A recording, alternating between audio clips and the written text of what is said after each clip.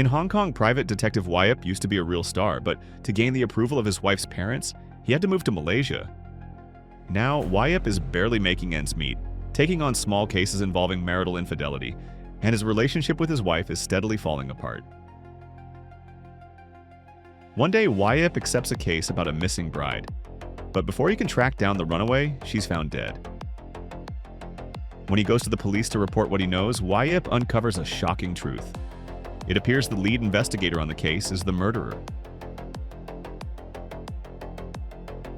3 decades ago, Hong Kong was a cinematic hallmark of quality.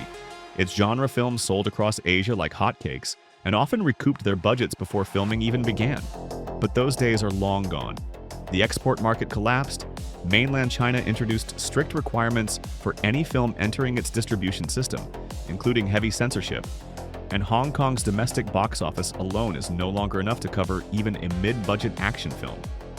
But Hong Kongers haven't given up, and one of the most unexpected champions of Hong Kong's film identity has turned out to be Louis Koo. 30 years ago, few took him seriously due to his pretty boy looks. Now he appears in every third major Hong Kong film. Koo also supports local cinema as a producer through his company One Cool Film, and Behind the Shadows was greenlit specifically thanks to his involvement on one side and the participation of Malaysian partners on the other.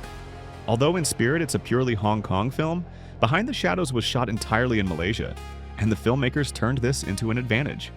Alongside the core detective thriller storyline, the movie gains an additional layer about life in a foreign land, a theme deeply relevant to modern Hong Kong. Yip left his home city for his wife's sake, and now he helplessly watches as his personal life collapses alongside his professional one. It's an intriguing subject that Koo himself related to.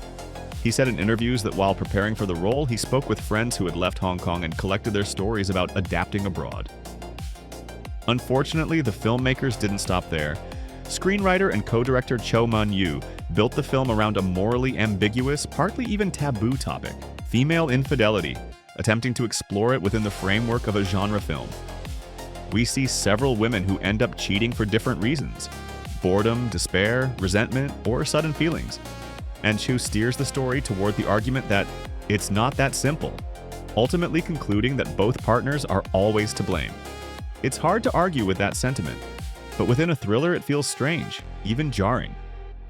We watch several women cheating on their men, and while Chau doesn't outright justify adultery, he attempts to philosophize. Life happens. They should have just talked it out, and murder is never the answer. Well, in cinema, people have been killed for far less, and female infidelity is hardly a topic you can kick the door down on while holding a motivational poster. You need something subtler, sharper. Where is that famed female cunning when you really need it? Behind the Shadows also suffers from one more purely genre flaw.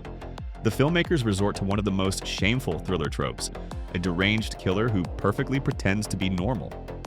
It's hard to believe that a functioning police officer who appears competent and is constantly under supervision transforms into a hallucinating psychopath with wild eyes after hours. Yet that's exactly the villain we get here. And no matter how convincing Koo is in the lead role, an unconvincing villain collapses the entire mystery. And without a solid mystery, a good thriller simply doesn't work, regardless of how many smart or profound ideas it tries to convey. Behind the Shadows looks like a quality Hong Kong thriller, but in reality, just like its villain, it merely simulates genre competence.